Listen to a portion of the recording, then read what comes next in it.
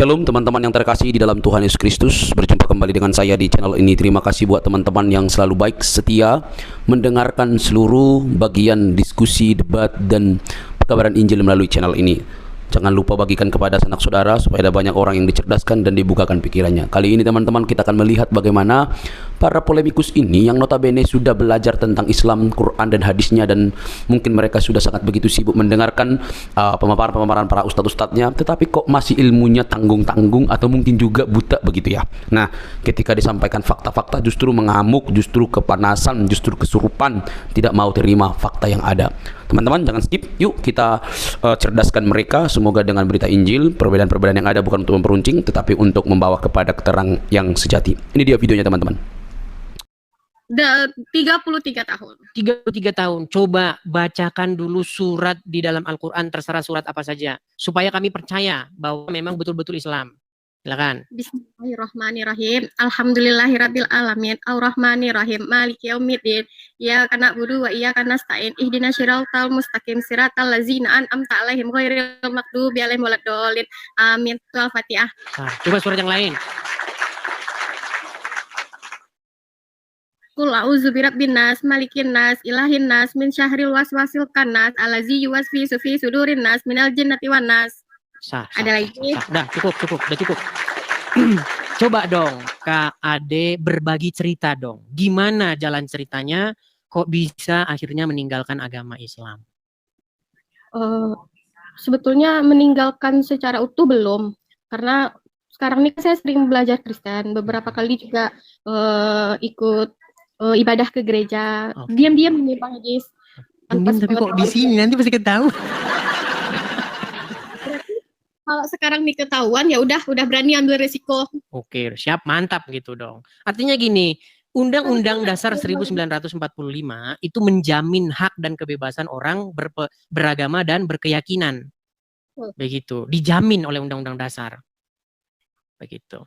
Nah, terus kira-kira nih hal-hal esensial apa begitu yang membuat Kak Ade akhirnya on the way menuju Kristen, walaupun belum jadi Kristen, belum dari baptis belum? Masih on the way ya? Apa kira-kira hal esensial apa kira-kira? Karena banyak hal yang saya pelajari di Islam itu merugikan perempuan semua rata-rata. Merugikan perempuan. Misal? Contohnya aja kayak si suami bisa menikah selama 4 kali, berpoligami. Bahkan boleh mencari istri-istri kalau dengan duit mereka boleh. Ya, terus kemarin kebetulan Ade kan juga bercerai sama suami Bang Edis. Jadi ada sekilas lewat di beranda Ade kan, kalau laki-laki yang sudah menceraikan perempuan di Islam boleh dipakai lagi asal jerihnya itu dibayar. Waduh. Sungguh ngeri sedih. Oke, lalu apa-apa lagi?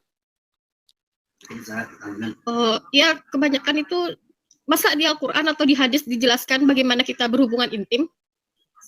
Oh ya, ada juga itu ya di hadis yang. Jadi saya tahulah Anda begitu emosional, tapi begini Kak Ade, percayalah bahwa yang seperti Anda ini banyak. Kalau kemarin nonton di channel-channel saya, dan saya rasa di antara 14.600 ini banyak juga yang senasib dengan Anda. Begitu. Bagaimana wanita diperlakukan tidak adil seperti itu. Bagaimana wanita itu dianggap otaknya itu separuh, akalnya itu separuh. Bagaimana wanita itu dikelompokkan bersama dengan anjing dan juga keledai, membatalkan sholat. Bagaimana perempuan itu kalau disentuh jadi batal sholatnya. Seolah-olah perempuan itu seperti najis, seperti kotoran. Begitu. Kenapa perempuan kalau tersentuh kok langsung batal? Kalau laki-laki enggak, kenapa? Begitu. Belum lagi sekarang kan mereka bilang mereka yang ahli agama, seorang ustadz, seorang buya, kebanyakan di pesantren-pesantren malah mereka itu pelaku pencabulan. Betul. Itu jumlahnya sangat banyak. Saya masih ingat Kak Ade, zaman saya masih kecil dulu, masih belum tahu apa-apa. Ya saya juga nggak ngerti itu apa gitu. Ada di kampung halaman saya itu Pak Haji, pemilik pondok. Ya, pemilik pondok di penjara gara-gara kasus seperti itu. Saya masih kecil itu, saya belum ngerti. Karena yang ngomong tuh kakak Karena yang ngomong tuh kakak-kakak kelas saya itu, bapaknya si Anu di penjara katanya. Gara-gara apa? Gara-gara mencabuli santri-santri. Saya nggak ngerti apa itu mencabuli itu apa, namanya masih anak-anak kan. Setelah saya dewasa saya tahu, oh begitu ceritanya. Itu zaman dulu sampai detik ini. Ya, pondok pesantren, santri diinikan, aduh banyak sekali seperti itu. Tapi mau gimana? Saya pernah mendengar satu video ya di berita nasional. Ada seseorang yang dia menikahi anak di bawah umur, lalu dipenjara, ditangkap polisi. Tapi dia bilang, saya terinspirasi oleh Rasulullah katanya. Ya memang seperti itulah ya. Artinya ini adalah sebuah fakta gitu. Dan di dalam agama Islam juga nabinya ya Muhammad Rasulnya itu bahkan ada ayat Quran yang mengatakan dia boleh menggauli perempuan-perempuan yang sudah dicerai. Boleh dia menggauli siapa-siapa yang dikehendaki. Seperti itu. Dan dikatakan juga perempuan-perempuan yang menyerahkan diri kepada Muhammad boleh begitu. Tapi sayang memang kebanyakan umat muslim kan tidak membaca itu. Karena mereka sudah didoktrin untuk membaca Al-Quran dalam bahasa Arab.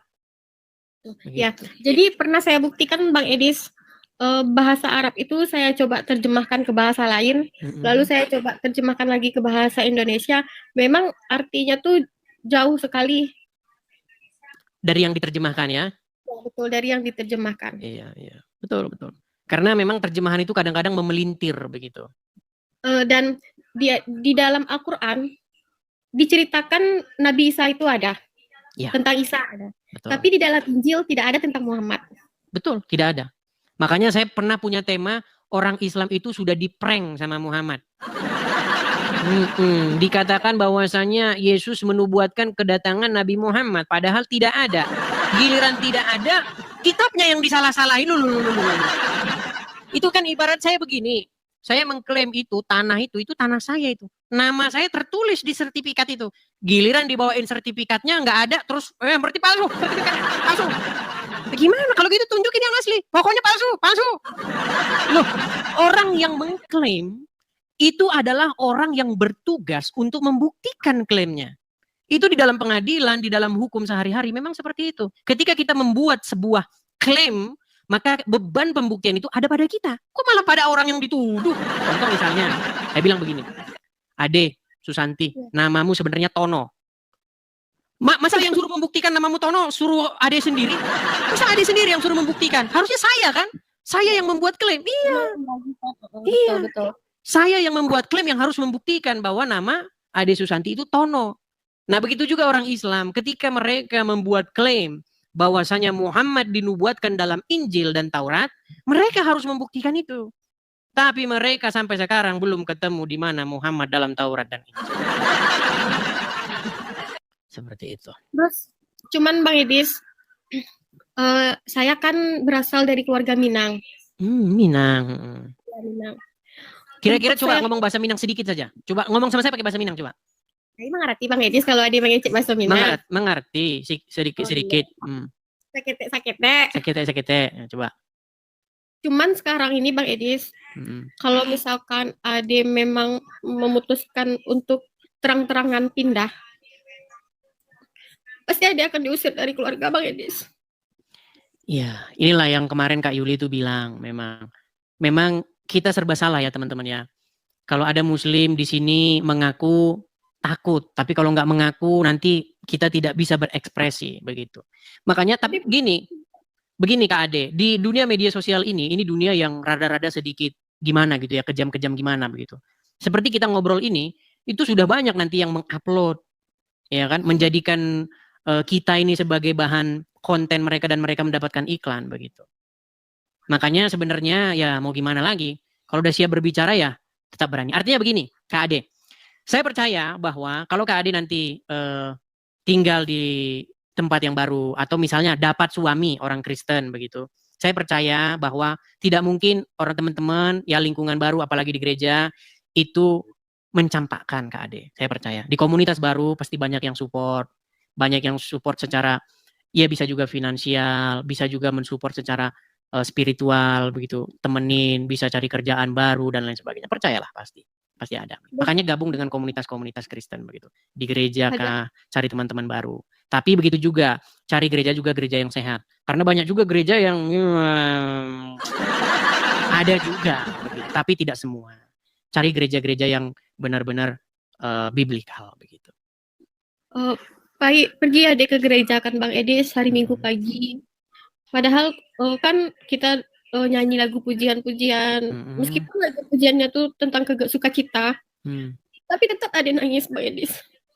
Ya, saya mengerti itu. Banyak kok, banyak yang mengalami yang seperti Kak Ade Susanti, banyak. Tidak sendiri, tenang saja begitu. Makanya gabung-gabung tuh ada satu forum khusus perempuan.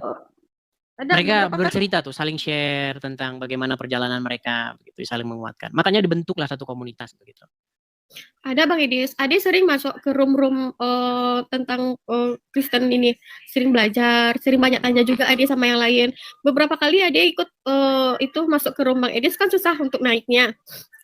Karena yang bikin susah naik ini juga kadang-kadang ya banyak Kristen-Kristen yang ngeyel. Udah dibilang jangan naik, kasih kesempatan. Tapi mereka suka numpuk di pintu. Kalau udah ngantri 99 itu susah memang masuk setengah mati. Bisa ngantri 3 jam itu pun belum dapat. Gitu. Jadi awal-awal dulu waktu Ade masuk bergabung ke roomnya Bang Edis tuh, Ade mikir, kok selalu perbandingannya Kristen Islam. Padahal kita ini punya 5 agama yang dipercayai di Indonesia kan. Tapi kenapa Islam, Kristen, selalu itu perbandingannya.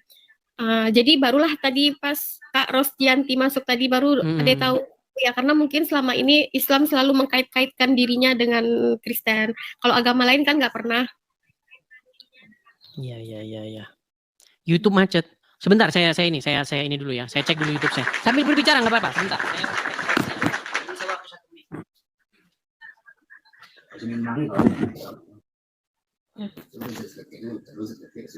Ya.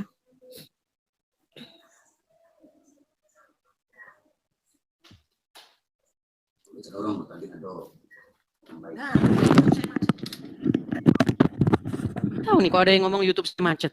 Kayaknya YouTube saya nggak macet, berarti Anda salah nonton di ini. Karena banyak juga teman-teman, akun YouTube itu banyak juga yang palsu. Ya, kalau teman-teman nontonnya di YouTube saya, kayaknya nggak macet. Ya, sambil bicara Kak Ade, sambil saya cek dulu akun apa di YouTube saya. Ya, jadi itu Bang Edis. Pokoknya 2 tahun kalau dulu waktu awal-awal belajar kan hati ini masih setengah-setengah antara iya sama ndak gitu kan. Masih itu belum sepenuhnya yakin. Tapi kalau sekarang sepertinya udah nampak perbedaannya jauh sekali.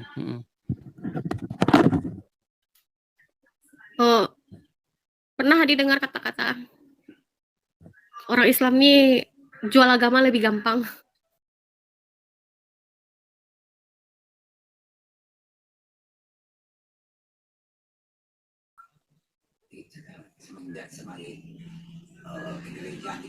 Di enakan dia nyanyi itu.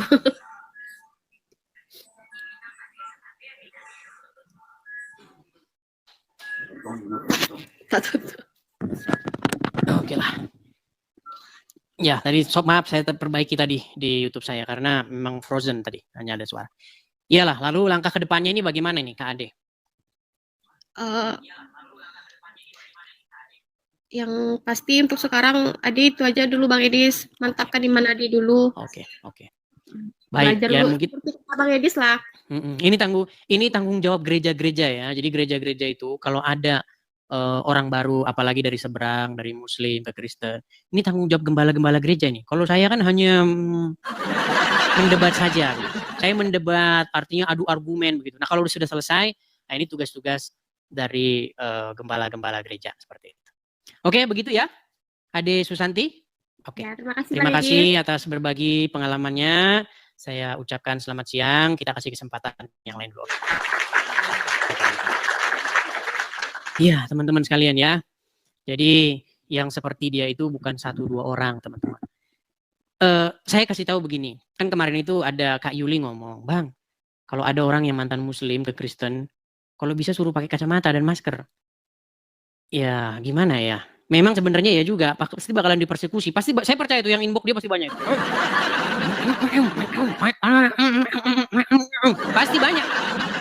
Pasti banyak yang inbox dia. Karena memang seperti itu teman-teman. Kalau ada orang Islam masuk Kristen, itu pasti yang banyak menerima ancaman.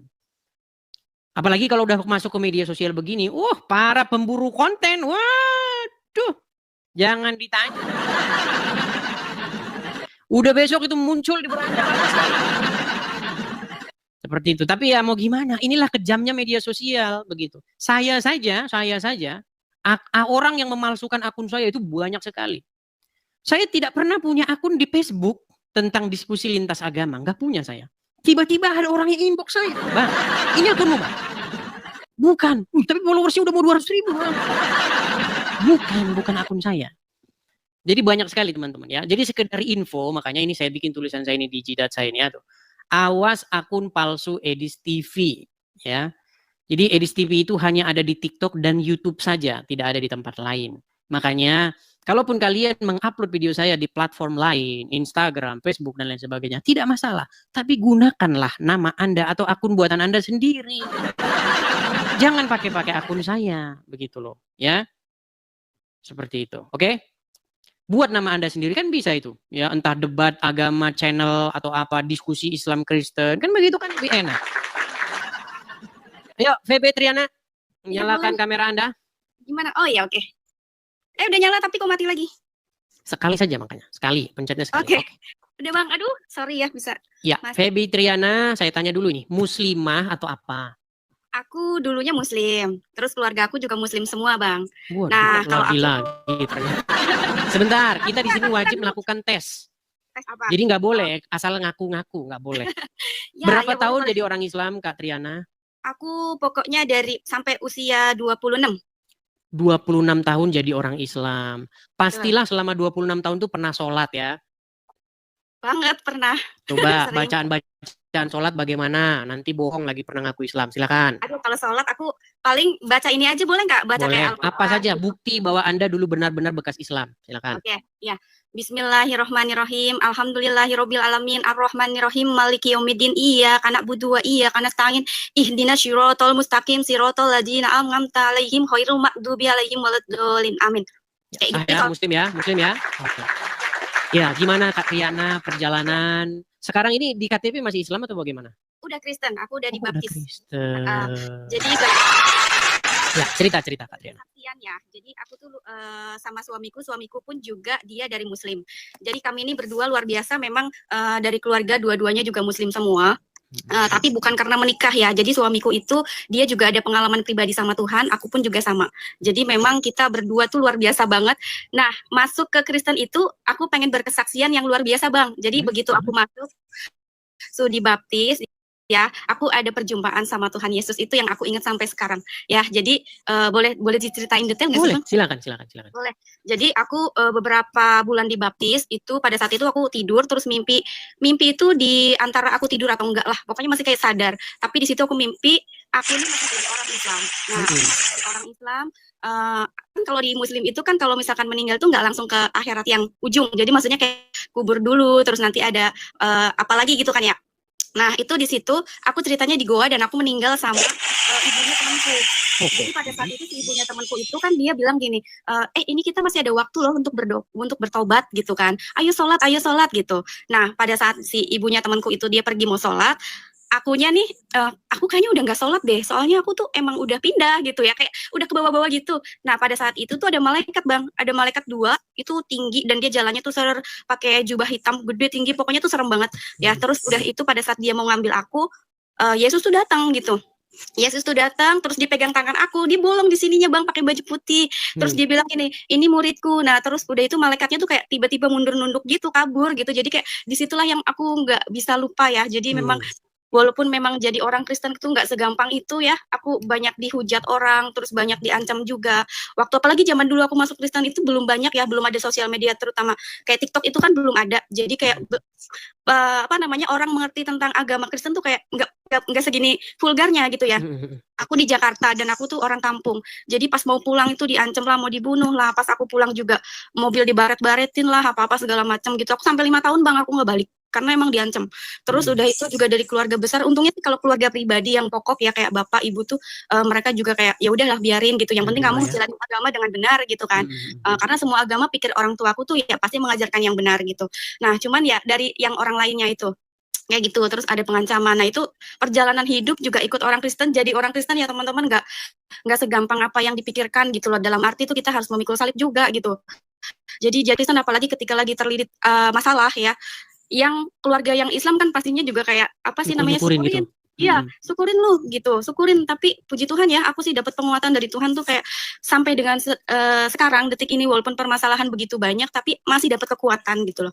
Dapat kekuatan dan aku juga nggak akan balik lagi karena aku udah yakin banget sama Tuhan Yesus. Sumber apa ya keselamatan karena aku udah menemui. Sorry aku gugup banget karena aku dari kemarin santai. pengen masuk, pengen berkesaksian ini. Aku udah bilang sama Tuhan, Tuhan kalau memang aku harus berkesaksian ini nyata banget ya yang aku alamin sendiri. Jadi mungkin orang-orang lain harus tahu juga bahwa Yesus itu sumber keselamatan buat kita semua. Bahkan ya kalau satu keluarga ada yang percaya Yesus, satu keluarga itu pun diselamatkan. Makanya keluarga aku semuanya masih Muslim. Tapi aku selalu doakan mereka supaya bisa percaya sama Tuhan. Kayak gitu sih Bang, aku cuma mau menyampaikan itu bahwa luar biasa ikut Yesus itu walaupun kita nggak gampang, tapi kita pasti diberi kekuatan gitu Bang. Artinya banyak ya orang-orang yang ternyata dari Muslim ke Kristen selama ini belum speak up, belum bicara gitu. Dan dengan adanya media sosial ini ya pengalaman-pengalaman seperti ini tuh perlu dibagi supaya orang itu jangan takut untuk bercerita, jangan takut untuk bersuara seperti itu. Terima kasih Febe Triana tentang kesaksiannya. Mudah-mudahan menjadi inspirasi bagi wanita-wanita lain juga yang masih on the way atau sudah di Kristen tapi belum berani speak up seperti itu. Oh iya, sama satu lagi boleh nggak Bang? Apa itu? Silakan. Jadi masuk Kristen itu bukan berarti kita yang milih Tuhan, tapi Tuhan yang milih kita ya. Karena waktu itu aku ngalamin, waktu aku masih Islam, itu kan aku masih pacaran sama suamiku itu ke gereja. Nah aku tuh nggak ada kepikiran untuk bisa masuk Kristen ya. Cuman pada saat itu pas ibadah tiba-tiba tuh aku kayak dicurahin Roh Kudus, yang aku nangis terus nggak berhenti-berhenti. Tapi rasanya tuh damai sejahtera, bukan nangis karena sedih atau kecewa atau apapun. Kesakitan tuh enggak. Jadi kayak aku nangis terus nggak berhenti-berhenti sampai beberapa jam. Dan itu tapi rasanya damai sejahtera. Itu Bang. Jadi kayak kalau orang bilang, lu milih Kristen itu, lu milihnya gimana? Itu nggak bisa dijelasin karena memang Tuhan sendiri yang memilih kita gitu loh. Gitu sih. Udah satu itu doang. Oke, mantap. Oke, terima kasih Kak Tiana karena saya juga menjaga ya kepada orang-orang yang baru keluar dari Islam menuju Kristen. Saya tidak mau bahas Islam, nanti Anda jadi dicari-cari gara-gara saya bahas Islam. Oke lah, gak apa-apa. Gak usah bahas Islam dulu, Anda bercerita saja bagaimana kepindahannya. Oke, begitu saja Kak Triana. Oke, terima kasih Oke, banyak. terima kasih Kak Triana. Saya turunkan ya. Oke, saya turunkan. Ya, jadi Juma, Yusupei udah nangis-nangis nonton. Riva udah nangis-nangis nonton di bawah. Jangan-jangan Riva juga, saya juga sebenarnya pengen masuk Kristen ini. Datvila. Ya, selamat siang Kak Datvila. Selamat siang Kak Edis, apa Ya. kabar? Kabar baik, apa kabar Kak Datvila? Aku sehat. Baik. Ya, Kak Datvila, saya mau tanya dulu nih, Muslimah atau Kristen? Aku Muslim. Muslim. Baik, apa yang mau Kak Datvila utarakan atau sampaikan? Oh, ini maaf ya sebelumnya Kak, aku sedikit tertarik nih sama, maksudnya lebih pengen tahu tentang Yesus gitu. Boleh nggak aku sedikit mengajukan beberapa? Boleh. Tapi kita tes dulu ini. Banyak orang yang ngomong di bawah tes. Nah, karena nggak boleh orang di sini ngaku nggak boleh. Ada tesnya. Biar nggak seperti Muhammad ngaku nabi jadi nabi betulan. Harus dites. Coba kalau Kak Datvila seorang muslimah, tolong bacakan surat ayat kursi. Oke. Aduh. Oke. Bismillahirrahmanirrahim. Qul la ilaha illa huwal hayyul qayyum la ta'khudhuhu sinatun wa la nawm lahu ma fis samawati wa ma fil ardi man dzal ladzi yashfa'u 'indahu illa bi idzni ya'lamu baina aydihim. Muslim. Oke. Ini ada on the way ke Kristen atau masih Muslim betulan? Aku Muslim beneran Kakak. Cuman Tidak ada on the way ke Kristen begitu, tidak ada ya? Cuman saya ada tertarik sedikit gitu. Saya sering nonton nih acaranya Kak Edis ini, mohon maaf ya untuk saudara-saudara yang Muslim. Saya sering nonton, cuman sedikit pengen tahu nih tentang Yesus nih. Boleh, gitu. silakan. Walaupun sebenarnya ada acara khusus besok. Silakan. Apa yang mau Anda tanyakan seputar kekristenan? Yang pertama nih, maaf ya Kak. Asal usulnya Yesus Kristus itu bagaimana sih kok bisa tiba-tiba dia Tuhan bisa disebut sebagai Tuhan Yesus? Itu bagaimana? Iya, jadi begini. Jadi pertama kita harus tahu dulu tentang konteks budaya apa yang sedang terjadi pada waktu itu. Jadi di tengah-tengah bangsa Yahudi, mereka itu pada waktu itu menanti-nantikan seorang Mesias, the Messiah kalau bahasa Ibraninya. Nah, lalu lahirlah seseorang yang bernama Yeshua. Nah, Yeshua itu dipercayai sebagai sang Mesias itu. Nah, gelar bagi sang Mesias itu, kalau orang Ibrani itu panggilnya Adon. Atau bahasa Inggrisnya itu Lord, bahasa Arabnya itu Rob, atau bahasa Indonesianya itu Tuan atau Tuhan, sama itu. Dan bahasa Jawanya itu Gusti. Seperti itu.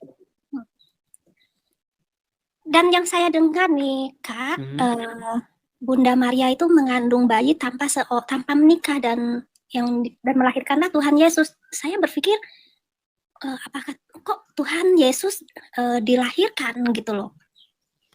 Maksudnya harus keluar dari batu begitu? Ya enggak gitu, Kak. Saya Terus bingung gimana? gitu, asal-usulnya gitu. Ya, sebenarnya itu ada dalam Injil ya. Makanya saya sarankan, kan di dalam agama Islam itu kan di dalam agama Islam ada satu ayat yang mengatakan untuk beriman kepada Injil. Betul? Nah, di dalam Injil itu diceritakan bagaimana tentang kelahiran Yesus. Mau saya bacakan? Boleh? Baik, saya bacakan. Kita buka Lukas pasal yang pertama ya. Baik. Bagaimana tentang kelahiran Yesus Kristus di dalam Injil Lukas pasal yang pertama. Baik. Kita mulai dari ayat yang ke-26 ya. Dalam bulan yang ke-6, Allah di sini bukan Allah ya. Allah di sini bahasa Yunaninya ini Theos atau bahasa Ibraninya itu Elohim. Ini tidak merujuk kepada Allahnya orang Islam. Baik. Dalam bulan yang ke-6 Allah menyuruh malaikat Gabriel pergi ke sebuah kota di Galilea bernama Nazaret kepada seorang perawan yang bertunangan dengan seorang bernama Yusuf dari keluarga Daud. Nama perawan itu Maria. Ketika malaikat itu masuk ke rumah Maria, ia berkata, "Salam, hai engkau yang dikaruniai, Tuhan menyertai engkau." Maria terkejut mendengar perkataan itu, lalu bertanya di dalam hatinya, apa arti salam itu? Kata malaikat itu kepadanya, "Jangan takut hai Maria, sebab engkau beroleh kasih karunia di hadapan Allah. Sesungguhnya engkau akan mengandung dan akan melahirkan seorang anak laki-laki, dan hendaklah engkau menamai dia Yesus. Ia akan menjadi besar dan akan disebut sebagai anak Allah yang maha tinggi. Dan Tuhan Allah akan mengaruniakan kepadanya tahta Daud, bapa leluhurnya. Ia akan menjadi raja atas kaum keturunan Yakub sampai selama-lamanya dan kerajaannya tidak akan berkesudahan." Kata Maria kepada malaikat itu, "Bagaimana hal itu mungkin terjadi karena aku belum bersuami?" Jawab malaikat itu kepadanya, "Roh Kudus akan turun atasmu dan kuasa Allah yang maha tinggi akan menaungi engkau. Sebab anak yang engkau lahirkan itu akan disebut kudus, anak Allah. Dan sesungguhnya Elisabet sanakmu itu, ia pun sedang mengandung seorang anak laki-laki pada hari tuanya. Dan inilah bulan yang ke-6 bagi dia yang disebut mandul itu." Dan seterusnya dan seterusnya. Jadi kata Tuhan ya kepada Yesus itu adalah maksudnya dia itu the Messiah itu, sang Mesias yang dinanti-nantikan itu oleh orang-orang Yahudi. Seperti itu. Atau bahasa Jawanya itu Gusti. Jadi mereka, orang-orang Yahudi menanti-nantikan seorang raja yang akan menyelamatkan. Bukan hanya menyelamatkan orang Yahudi, tetapi akan memberikan satu pemerintahan baru di muka bumi ini sampai selama-lamanya. Dan kami percaya Yesus akan memerintah selama-lamanya di muka bumi ini pada waktu kedatangan dia yang kedua kali. Yesus sudah memerintah sekarang, dan Yesus sudah membentuk kerajaannya dari zaman dahulu sampai sekarang. Dan umatnya sangat banyak. Makanya setiap orang yang takluk kepada Yesus, yang di hatinya Yesus memerintah, itulah pemerintahan Yesus. Jadi orang-orang Kristen yang menjadikan Yesus sebagai Tuhan atau Tuhannya, itulah umatnya, kerajaannya. Nah, nanti dieksekusi pada waktu kedatangannya yang kedua. Dia datang sebagai raja untuk memerintah di muka bumi ini sampai selama-lamanya. Seperti itu. Itu kapan kira-kira kebangkitan Yesus yang kedua kalinya? Bukan kebangkitan Yesus kedua kalinya, kedatangan. Oh iya, kedatangan maksudnya. Maaf. Iya, ya mengenai kedatangan Yesus yang kedua kalinya, ini tentu saja perkara yang tidak bisa kita katakan hari ini atau kapan. Karena Bible sendiri mengatakan demikian. Kedatangannya itu seperti pencuri di malam hari. Maka kita disuruh berjaga-jaga saja. Seperti itu. Mengenai tanda-tanda kedatangannya diberitahukan, ya ada banyak sekali. Seperti itu. Yang jelas kita disuruh berwaspada atau siap siaga. Seperti itu. Oh maka dalam bentuk apa itu kok berwaspada? Waspada karena pada waktu kedatangannya itu kita tidak tahu Makanya kita disuruh berjaga-jaga, artinya kita tidak lengah dalam pengertian, karena kalau kita tidak turut, tidak mengikuti apa yang dia katakan, maka kita ini akan dicampakkan atau tidak termasuk bagian daripada umat kerajaannya. Oh, begitu. Paham, paham, paham. Bukankah dalam agama Islam juga ada keyakinan akan datangnya Isa? Isa itu sama ya dengan Nabi, dengan Tuhan Yesus, sama tidak? Ya, tentu sebenarnya tidak sama. Tidak sama. Tetapi merujuk kepada tokoh yang sama. Saya kasih contohnya begini. Isa di dalam Al-Quran itu punya ibu yang namanya Maryam, setuju? Maryam, iya, setuju. Itu ya Maria, ya Bunda Maria, sama? Ya, Coba, Maryam. begini, kita bukan masalah ngomongin sama atau tidak samanya, tetapi kita berbicara mengenai tokoh yang sedang dibicarakan. Maksudnya begini, contohnya begini. Orang yang berbicara tentang Jokowi punya ijazah asli, UGM, dengan orang yang berbicara mengenai Jokowi yang tidak punya ijazah asli, itu sedang membicarakan tokoh yang sama, betul? Betul. Tetapi tidak mungkin ada dua Jokowi. Salah satu berita tentang dia pasti tidak benar, kan begitu? Benar. Nah, sama dengan Isa dan Yesus. Isa dan Yesus itu sebenarnya tokoh yang sedang dibahas itu sama, tetapi tidak mungkin ada dua Yesus. Makanya kesimpulan saya, Isa itu adalah Yesus tiruan atau Yesus KW yang dikarang oleh orang-orang Arab. Nah, tapi meskipun demikian, saya mau tanya begini. Bukankah sosok Isa, anaknya Maryam, yang lahir tanpa persetubuhan antara laki-laki dan wanita itu akan datang kelak di dalam agama Islam? Tahu? Tahu, benar. Akan datang ngapain dia? Yang saya dengar datang untuk menyelamatkan seluruh umat manusia. Ya sama berarti kan. Nah, seperti itu juga Yesus begitu. Kedatangan Yesus itu juga seperti itu. Nah, makanya sebenarnya kalau kita mau benar-benar berpikir secara logis, yang kita nantikan itu kan Yesus. Yang menjadi tokoh yang terpenting atau esensial itu Yesus, bukan Muhammad. Muhammad udah di kuburan. Seperti itu. Jadi maksudnya begini, saya bahasakan sederhana. Kalau kita membahas hal yang jauh, Kak Datvila itu belum nyampe ke sana. Makanya kita bahas hal yang sederhana. Gini, di hati kita ini, kita pakai bahasa metafora ya. Di hati kita ini ada sebuah tahta di mana itu yang akan mengendalikan kita. Contoh, saya kasih contoh. Sebagai seorang muslim, benarkah Anda harus taat, patuh, tunduk, mengikuti apapun kata Muhammad?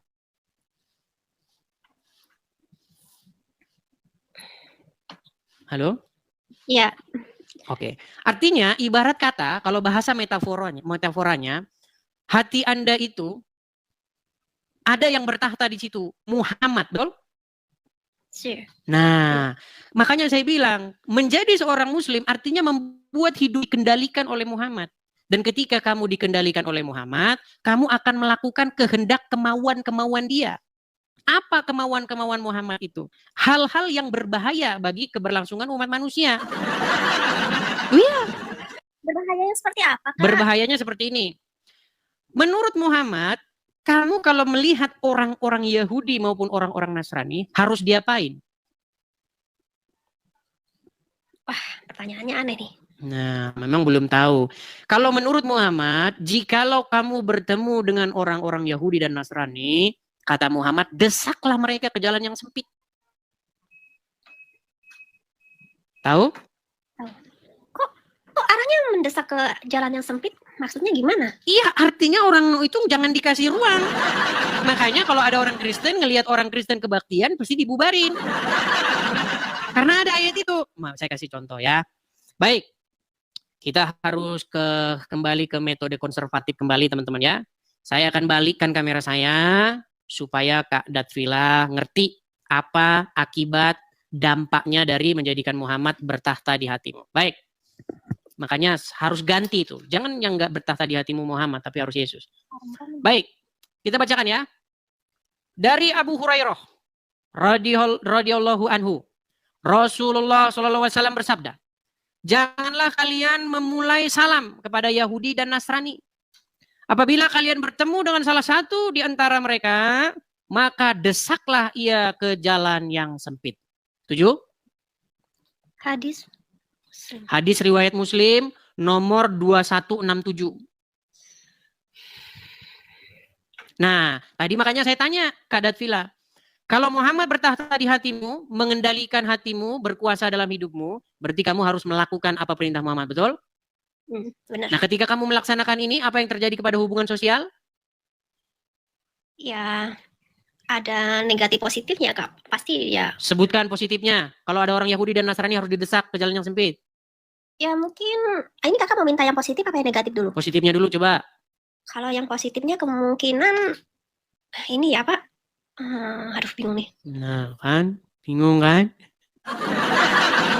Baik. Itu baru satu ya. Ini baru satu. Saya kasih contoh lagi. Kita kasih contoh lagi. Saya akan jadikan bagaimana orang yang menjadikan Muhammad sebagai penguasa pengendali hidupnya nih. Katakan, dari Abu Sa'id Al-Khudri dan seterusnya, Nabi SAW bersabda, jangan engkau berteman kecuali dengan orang beriman dan jangan memakan makananmu selain dari orang yang bertakwa.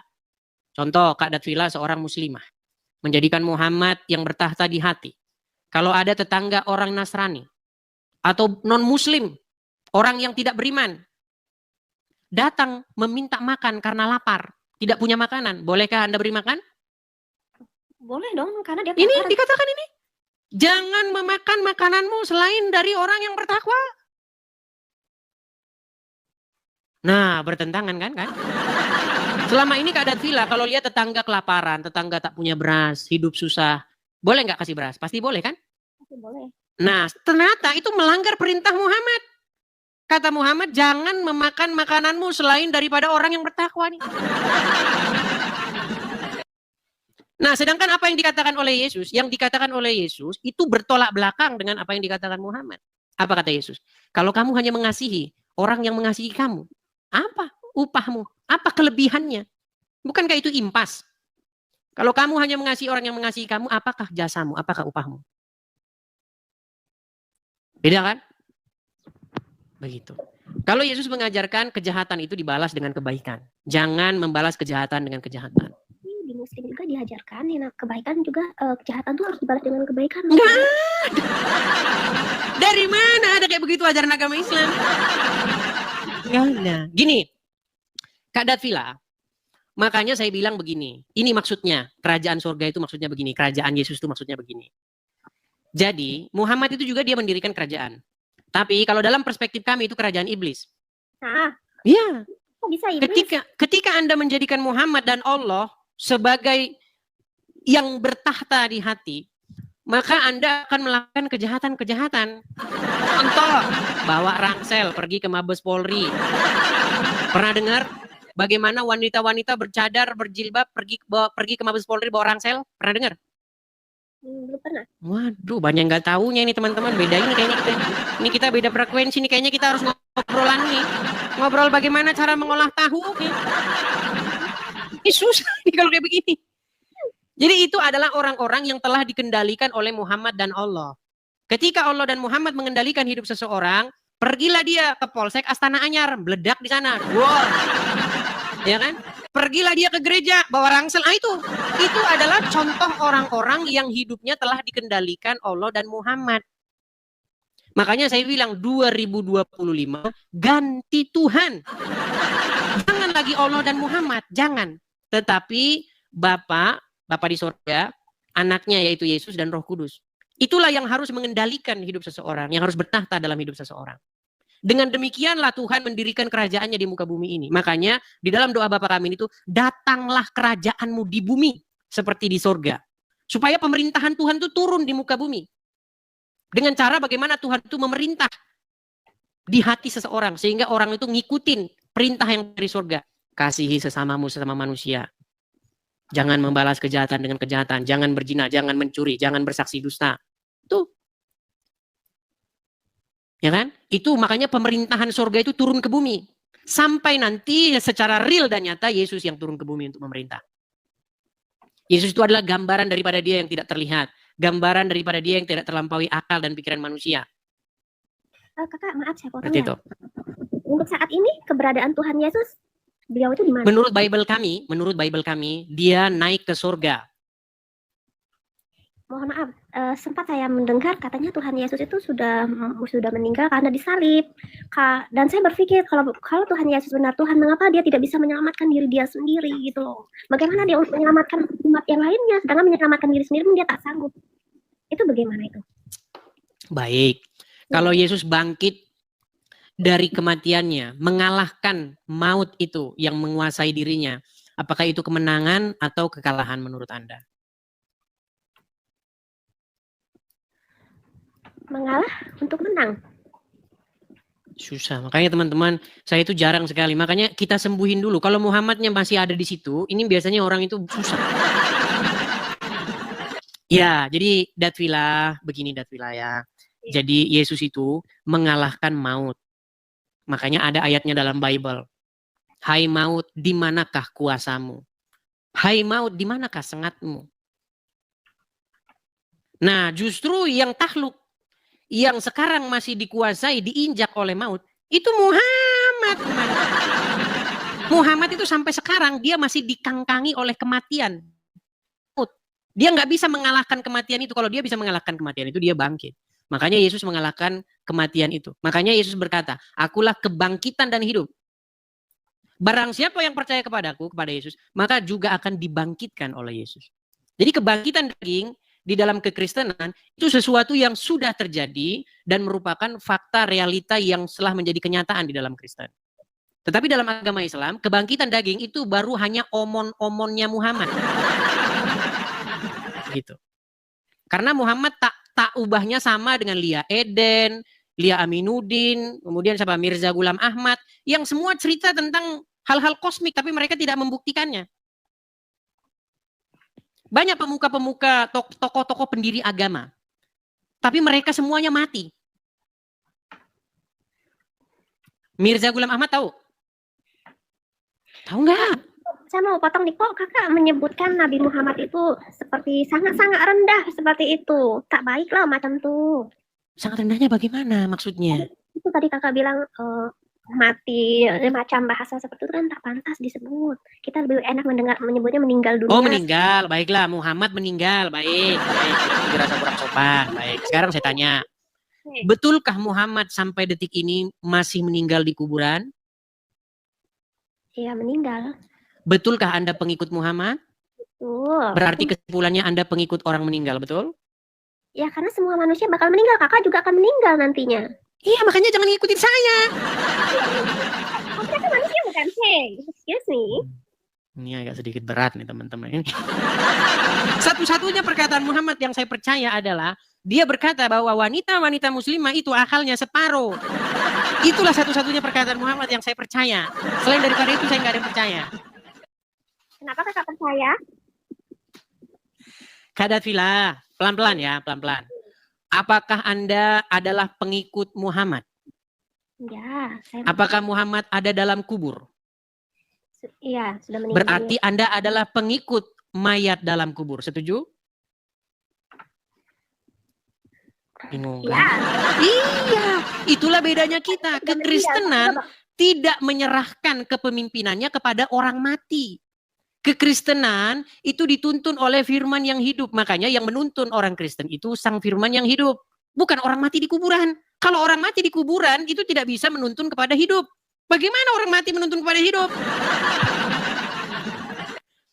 Oke lah, begini Kadat Villa. Nanti kalau saya ngomong terus, nanti banyak Islam yang protes. Tahu nggak, sehabis saya siaran, saya harus membalas banyak pesan dari Muslim. Kamu beraninya sama orang awam saja. Kamu nggak berani menghadapi ustadz. Saya mengundang mereka dulu ya. Boleh? Boleh, terima kasih ya Kak. Sama-sama Kak Datvila. Saya turunkan ya. Nah, nanti kita dibilang teman-teman, beraninya sama yang nggak ngerti agama Islam. Saya turunkan ya. Oke, Baik, thank you ya. sama-sama. Teman-teman sekalian ya, yang Muslim, saya kan sudah bilang sama kalian. Kalau kalian tidak tahu apa-apa, jangan naik. nanti kalian akan membuat agama Islam itu semakin kesannya itu lemah, tidak berdaya. Tidak. Coba kasihlah ustadz kalian itu naik. Ya. Ustadz kalian yang naik coba. Kita kasih naik Dona. Aduh, wanita lagi. Hari ini wanita semua, saudara-saudara. Ya, Dona, selamat siang. Halo, Dona. Dona. Halo, Bang, maaf aku Kristen. Kenapa mengajukan permintaan naik? Aku pengen Abang fallback aku dong. Waduh. Gini, Dona, saya kasih tahu kenapa saya tidak mau. Banget. Baik, oke, sambil saya turunkan saya ngomong ya. Nanti kalau nggak ada yang lain ikut-ikutan. Gini, teman-teman, kenapa saya tidak mem-fallback atau mengikuti kembali orang-orang yang mengikuti saya? Bahkan banyak dari mereka yang dulu inbox saya, Bang, kok saya jadi di-unfollow? Gini, kan banyak sekali akun palsu, ya kan?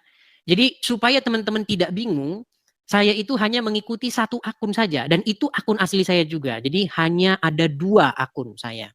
Jadi yang keduanya itu saling mengikuti. Jadi selain daripada itu nggak usah tanya lagi sama saya, sudah pasti itu akun palsu. Jangan inbox saya ngomong, Bang ini akunmu atau enggak. Pokoknya kalau bukan yang 2 itu, udah pasti palsu, nggak usah tanya. Ya, udah pasti palsu. Ya. Oke. Kita kasih naik ada Sadam Faisal. Oke, Sadam Faisal. Ya, selamat siang, Faisal. Faisal. Macet ini. Ada 21.000 orang ya, teman-teman ya. Halo? Sadam Faisal? Macet lagi. Macet lagi, macet lagi. Doh! Oke, kita lanjutkan lagi. Ada sebentar. Al-Alim.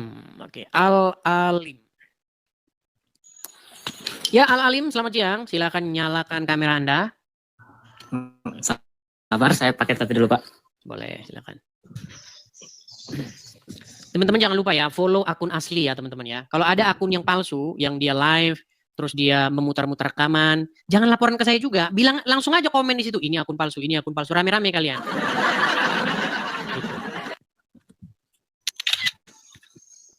Ya, silakan.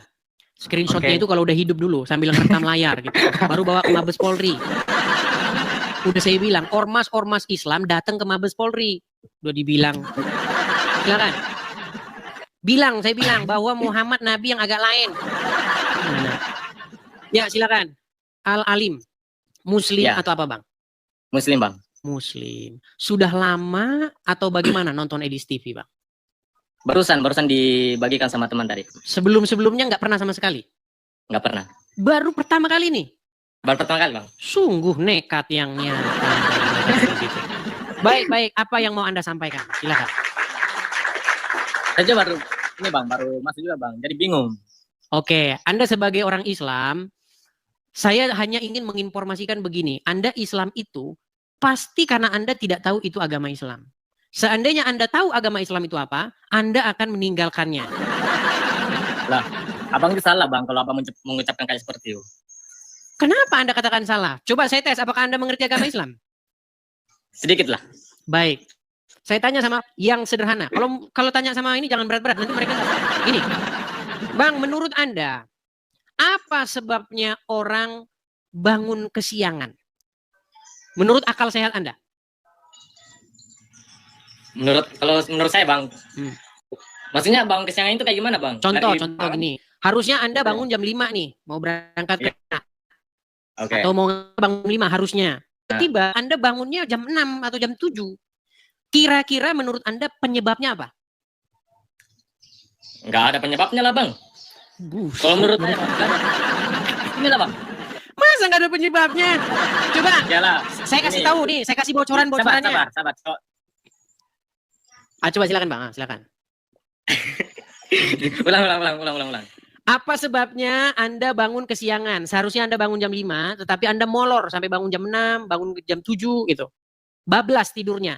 Sebabnya apa? Menurut akal sehat. Menurut kajian ilmiah, apa sebabnya? Kalau menurut saya Bang, ketika kita sudah melaksanakan kewajiban kita sebagai agama Muslim, ini kan ini Bang, pertanyaan Abang ini sabar. Bang, saya bantu. Penyebabnya satu, Anda tidur terlalu larut malam. Misalnya Makanya, seharusnya Anda jam 9 ini malam loh, Bang. tidur, tapi Abang Anda tadi tidur kan- jam 2. Ya nggak bisa, Ini, Anda Abang. bangun jam 5, bablas. Oh, bukan gitu Bang. Atau sebentar, Bang, biar saya ingat. Sebentar. Atau terlalu lelah. Itu sama Ya, makanya sebenarnya faktornya. Atau tidak punya waker, ya kan? Atau ya hal-hal yang lainnya. Misalnya Anda tidurnya terlalu nyenyak, terlalu enak begitu. Kira-kira pendapat saya itu salah nggak secara kajian ilmiah? Nggak salah sih Bang, Nggak nggak salah. salah. Hal itu makanya tadi saya bilang Bang, itu pertanyaan-pertanyaan Abang itu, kan saya baru masuk Bang di rumah Abang ini. Bisa Abang mempertanyakan orang-orang seperti kita yang Muslim, kayak pertanyaan-pertanyaan penyebab, kayak Oke. ini. Oke, sekarang saya tanya. Anda tadi Oke. sudah setuju dengan saya. Menurut Muhammad yang Anda percayai sebagai nabi, orang yang paling nomor 1 di muka bumi, apa sebabnya orang bangun kesiangan? Menurut Muhammad. Menurut Nabi Muhammad ya. Saya minta maaf sebelumnya Mas. Bang, kan tadi saya sudah bilang dari tadi kan, Apa? saya tidak terlalu memahami. Nah, tentang- tadi itu saya bilang, Bang. Makanya- Alasan Anda Islam karena Anda tidak mengerti agama Islam. Tapi Anda tadi ngeyel, bilang, "Oh, enggak gitu." Bang. Enggak gitu kan? Saya bukan nyengel Bang, bukan Nah, tidak paham. Kan saya sudah jelaskan dari awal. Pertamanya saya masuk di rumah Abang. Saya mengetahui cuma sedikit, tidak sepenuhnya seperti ustaz-ustaz di luar sana, Bang. nah, makanya saya bilang, seandainya Abang mendalami agama Islam, sungguh-sungguh belajar agama Islam, maka Anda akan meninggalkannya. Oke, sekarang kita tes. Tadi Abang tidak tahu kan penyebab orang Muslim atau manusia tidurnya bablas atau bangunnya kesiangan. Coba Anda tebak dulu. Menurut Muhammad sebabnya apa? Apa gara-gara lelah, bangunnya tidurnya terlalu terlambat, terlalu malam? Apa kira-kira? Tebak dulu. Apa kata Muhammad? Kalau menurut saya, Bang, palingan itu yang Abang bilang tadi. Apa? Bukan. Kemungkinan bisa kecapean. Bukan. Nih, penjelasan Muhammad. Saya kasih tahu. Makanya kalau Anda tahu ajaran Muhammad, Anda akan meninggalkannya.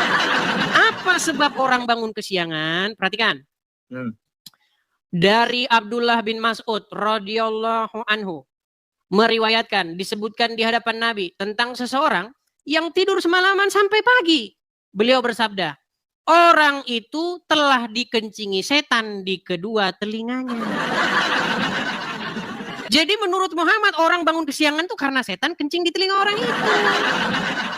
Disebutkan kepada Nabi tentang seseorang yang tidur hingga pagi.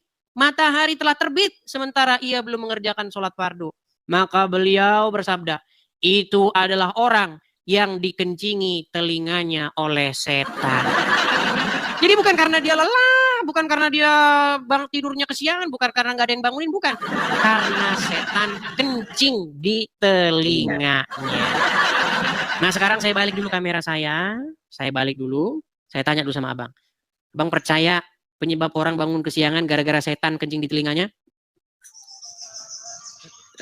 Tidak Bang, kalau setahu saya. Tidak. Makanya tadi saya bilang, kalau Anda sungguh-sungguh mendalami, maka Anda akan meninggalkan Muhammad. Jawaban tidak itu adalah bukti bahwasanya Anda tidak percaya kepada Muhammad. Setuju? Nah, Pertanyaan penyebab ini itu baru satu Bang. Belum lagi, sekarang saya tanya, Abang wudu nggak? Berwudu untuk melaksanakan sholat. Oke, waktu wudu apa bacanya? Niatnya atau apa Bang? Ya, niat wudunya gimana? Nawait. Kenapa ya kalau Coba. bisa gugup anjir. Gugup. Nggak apa-apa, tenang. Tapi Apa jujur, Bang. niatnya, doanya kalau wudu? Kalau salah mohon maaf ya karena saya Ya, juga nggak apa-apa, nggak terlalu nggak paham. Nawa itu Gus apa itu? Oh iya. Nawa itu dua liro akbar ya padranillahi taala. Saya berniat itu ya. Baik. Nah, waktu wudu itu menghirup air nggak lewat hidung? Gitu. Kalau saya bang, kalau saya lihat-lihat di Al-Quran kan, Bukan, pernah bukan di saya Al-Quran, tahu. di tata cara sholat. Ya tata sholat. Nah, betul nggak menghirup air itu ke hidung? Enggak lah. Coba ya, tata cara sholat, saya kasih tahu sama Anda nih. Aduh. Nah. Itu sabar bang, itu abang lihat itu di ajaran apa mana? Ajaran Islam atau Kristen? Di dalam ajaran agama Islam, Bang. Oh ya, oke, boleh. Baik. Jadi Bang, di dalam agama Islam itu ada namanya ketika berwudu itu menarik air atau menghirup air ke lubang hidung, tahu? Nih, sebentar ya. Tata cara wudu. Perhatikan ya. Itu komen-komen di bawah buat apa malu, coy? Ini demi keagamaan kita lah. Wajar Iya. lah.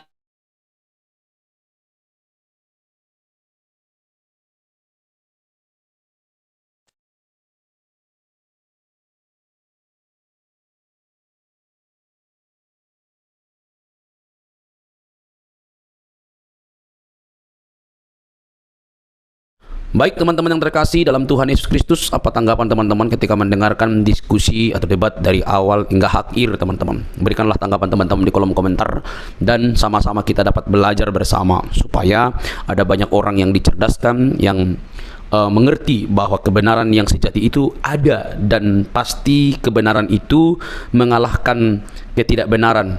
Kebenaran itu pasti mengalahkan hal-hal yang kamuflase. Terang itu pasti mengalahkan kegelapan. Kegelapan tidak mungkin bisa mengalahkan terang.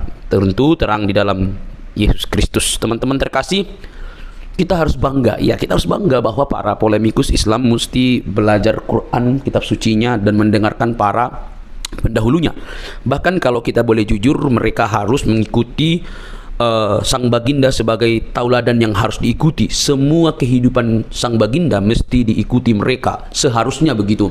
Mulai dari dia belajar atau menyampaikan isi Quran, atau juga mempraktekkan seluruh isi Quran, dan bahkan apa yang ditulis dalam hadis-hadis, bagaimana moralnya, bagaimana dia pernikahannya, semua harus diikuti karena itu bagian yang tidak bisa dilepaskan daripada umat muslim. Tetapi alangkah sangat disayangkan bahwa mereka tidak siap dengan semua itu. Mereka hanya mencari hal-hal yang cocok. Kalau nggak cocok ya dibuatlah berita, oh itu hadis doib dan lain sebagainya.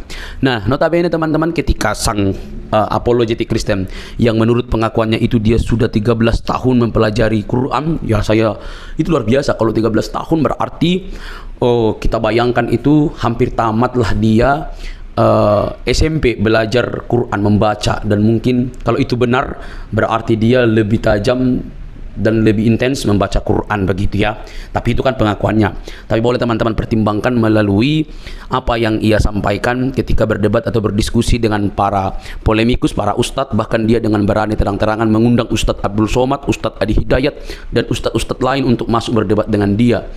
Ya, itu dirinya, artinya dia sudah memiliki persiapan yang sangat begitu matang, baik berupa pertanyaan-pertanyaan yang mesti ditanya kepada ustadz-ustadz yang notabene itu di Indonesia sangat digemari oleh banyak orang. Bahkan ustadz sekelas Juma aja minggir, ya kan? Nah, teman-teman, saat berbicara tentang Alkitab, mereka ini kan sangat begitu bebas. Tetapi saat berbicara tentang Al-Quran, mereka itu pasti kepanasan. Saat berbicara Alkitab atau kekristenan, maka itu disebut dakwah bagi mereka. Tetapi saat berbicara tentang Islam atau Quran dan hadis, maka itu penistaan bagi orang Kristen. Miris memang teman-teman. Nah, tapi kita tidak fokus di situ. Kita masuk kepada poin bahwa apa yang ditanya oleh apologetik ini hanya bisa dijawab dengan kemarahan oleh para polemikus. Hanya bisa berputar, hanya bisa memunculkan urat lehernya sebesar mungkin, tanda mereka tidak siap menjawab apapun yang dipertanyakan oleh apologetik ini. Harusnya mereka kan memiliki waktu untuk menjawabnya dengan baik supaya bisa menerangkan seperti ini loh yang benar. apa yang kamu argumentasikan itu salah, ini yang benar, ini yang tepat. Mestinya kan seperti itu. Tetapi yang kita dapatkan justru berbeda, saudara-saudara. Itu sulit sekali, sulit banget. Karena apa? Karena ketika ditanya mereka nggak ngerti, maka yang terjadi adalah urat lehernya membengkak, tanda kemarahan, nafasnya terengah-engah, begitu ya. Nah, teman-teman yang terkasih dalam Tuhan Yesus Kristus, dari sini kita bisa melihat dengan terang bahwa mereka tidak siap sama sekali, mereka tidak tahu, bahkan mungkin juga mereka perlu belajar. Sebenarnya tidak perlu marah, tidak perlu baperan, mereka hanya perlu belajar. Dan dia dengan terang-terang berkata, nanti undang Ustadz Juma. Ya Ustadz Juma aja lari kok, gitu ya. Lari kok, jadi mau undang di mana? Ya, oke teman-teman. Tapi yang terpenting adalah kalian harusnya fokus dengan agama kalian, begitu ya. Jangan sampai kalian suka membahas agama orang lain tetapi tidak mau dikritisi oleh kekristenan atau ditanyakan justru ngamuk-ngamuk ya. Bagi kekristenan, iman itu sudah final dalam Kristus Yesus, tidak ada keraguan di sana, tidak ada kebimbangan di sana, tidak ada kepalsuan di sana. Karena Kristus itu firman menjadi manusia, pribadi kedua Allah Tritunggal itu firman menjadi manusia, diam di antara kita, dan kita telah melihat kemuliaannya yang diberikan oleh Bapa kepada dia. Dia juru selamat itu. Teman-teman, kalau kita membaca Yohanes 13 ayat 13, kamu menyebut aku guru dan Tuhan, dan katamu itu tepat, sebab memang akulah guru dan Tuhan. Jadi di sini ada dua kata yang sangat menarik. Kamu menyebut aku guru dan Tuhan, kurios, berarti itu merujuk kepada pencipta. Dia pencipta, dia yang dihormati, dia yang ditinggikan, begitu ya. Jadi ketika Yesus mengatakan kamu menyebut aku guru dan Tuhan, katamu itu tepat, tidak melarangnya. Oh, saya bukan Tuhan, jangan kamu sebut aku Tuhan. Bisa saja dikatakan begitu, tetapi dia tidak mengatakan itu. Katamu itu tepat, sebab akulah guru dan Tuhan. Saudara, hal ini tidak bisa dibantah. Kata Tuhan memang bisa dipakai, karena dalam bahasa Inggris pakai istilah Lord, ya, bisa Tuhan, bisa Tuhan. Maka tergantung konteks ayat itu. Karena Alkitab itu berdasarkan konteks, tidak boleh dicomot seperti kelakuan Ustadz Juma dan yang lain-lainnya. Comot-comot lalu lepaskan begitu saja, lalu menimbulkan persepsi pengertian yang keliru. Maka kalau dipakai di sini istilah aku guru dan Tuhan, dia yang berarti berkata, ya udah, kamu yang mengatakan aku guru, ya itu aku Tuhan, memang aku guru, aku Tuhan, gitu. Tidak salah, itu tepat sekali. Jadi kalau ada orang yang mengatakan di mana dia disebut guru, Tuhan, ya udah ada banyak sekali gitu. Dia Allah ada juga. Jadi jangan pernah membuat sebuah argumentasi yang begitu liar tanpa bukti, karena Alkitab itu cukup bukti. Alkitab dan ahli sejarah membuktikan Yesus itu adalah Tuhan dan juru selamat umat manusia. Percayalah, dia menyelamatkan kita dari dosa. Oke teman-teman, jangan baperan yuk. Salam sadar, salam waras, semoga kita diberkati. Bagikan ini kepada teman-teman Anda dimanapun berada. Semoga ada banyak orang yang dicerdaskan dan menerima Injil sang kebenaran itu di dalam Kristus yang menyelamatkan kita. Sampai ketemu di video selanjutnya. Tuhan memberkati.